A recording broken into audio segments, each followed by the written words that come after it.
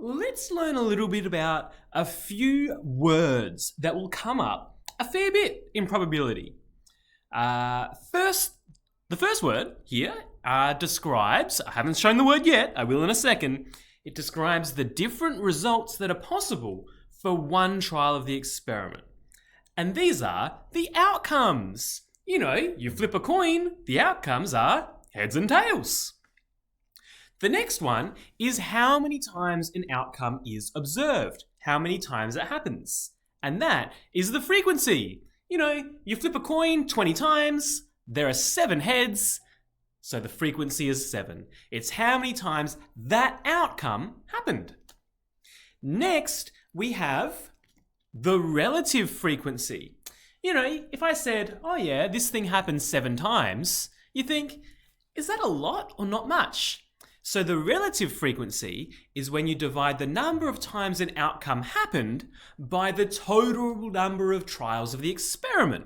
You know, there's some experiment, experimental new drug, and it cures 7 people, but they tried it on 50. So the relative frequency is 7 out of 50. We also have another word called experimental probability, which is pretty much the same as relative frequency. You do an experiment and you count how many times an outcome happened divided by the total number of times that you did the experiment. Let's look at an example.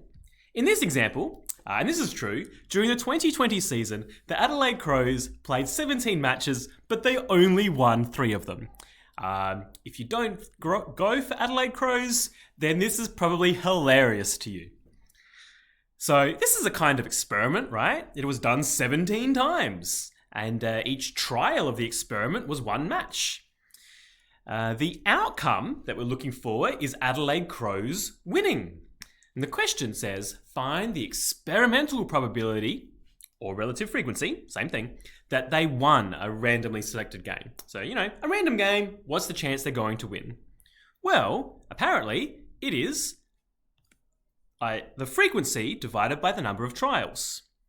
I've got this notation here, this way of writing things. I've got P bracket win end bracket. And this means the probability of a win. It's just a shorter way of writing the probability of this outcome happening, or this event.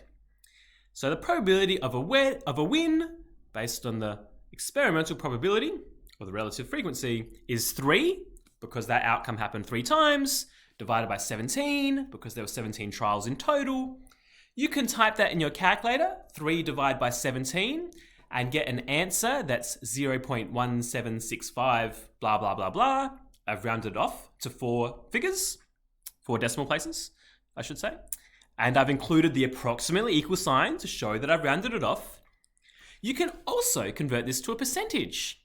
To convert a decimal to a percentage, we multiply it by 100. Put this in your calculator, multiply by 100, about 18%. Sometimes you want a fraction for probability. You know, what's the chance of winning? Oh, it's 1 in 3, a third. Sometimes a decimal, and sometimes a percentage. What's the chance of winning? 18%. So they're all useful in different ways, and it's good to be able to convert between them. Anyway, I hope this has helped you get a handle on outcomes, frequency, relative frequency, and experimental probability. I will see you next time. Bye, everyone.